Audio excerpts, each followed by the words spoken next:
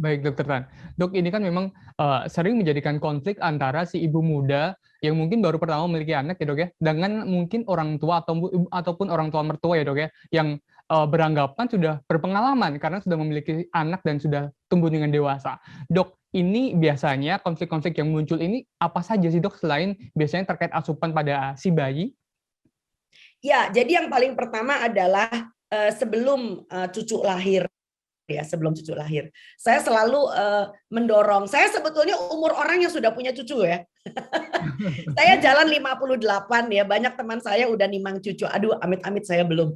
Jadi yang paling penting adalah kita sebagai orang yang lebih senior itu harus mau mengikuti. Saya nggak mengatakan mengikuti zaman ya, sebab ada juga kearifan-kearifan masa lalu. Ya itu lebih arif daripada anak-anak zaman sekarang yang biayaan ya, jujur ngomong tak belain wis. Tapi di satu sisi ada juga kejadian-kejadian atau pengalaman atau kepercayaan di masa lalu yang kita sudah tidak bisa lagi terapkan pada masa sekarang. Ya, jadi sekali lagi supaya menghindari kekacauan pemahaman.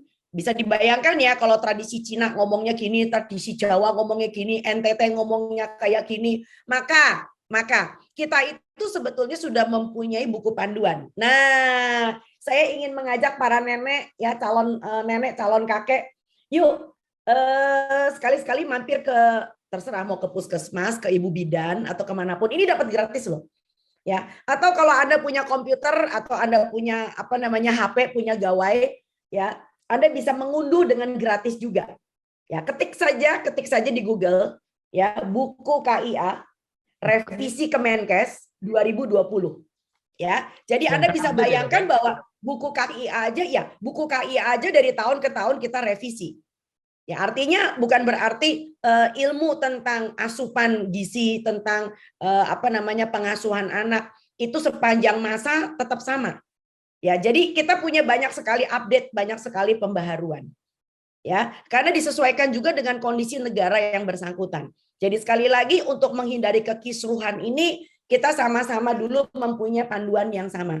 Ya, jadi jangan sampai ada mbak-mbak ngomongnya, "Wah, cah saiki ku lho kabeh nih YouTube kabeh nganggone buku. Wes ojo neko-neko, sing penting pengalaman." Ibu-ibu ya, para bapak dan ibu yang sudah senior ya.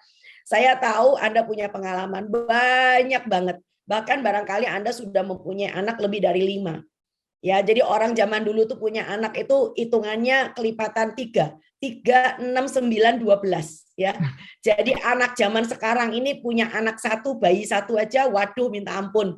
Rasanya rempong setengah mati kayak mau kiamat.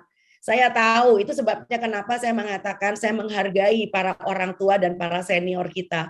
Ya, tapi tolong diingat karena zaman ini berubah. Ya, zaman ini berubah artinya demikian. Kalau ketika para ibu itu dulu mengasuh anak karena tidak bekerja, ya. Nah, sekarang ibu-ibu muda kita ini bekerja. Nah, itu saja udah masalah ya.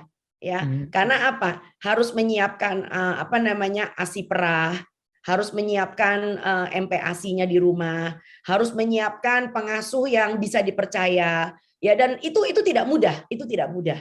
Ya, lalu kemudian zaman dulu itu orang yang disebut dengan apa ya, kepala keluarga yang yang mencari mata pencaharian itu cuma si ayah. Ya, nah sekarang bisa jadi banyak perempuan penghasilannya lebih besar daripada si suaminya. Ya, jadi itu juga merupakan tanggung jawab, itu juga merupakan suatu dilema tersendiri di mana seorang perempuan itu juga mudah stres dengan pekerjaan sehari-hari. Ditambah lagi masalah domestik ya. Jadi itu bukan merupakan tekanan yang sifatnya ringan-ringan saja. Saya kembalikan ke Mas Alvin. Terima kasih sudah nonton. Jangan lupa like, subscribe, dan share ya.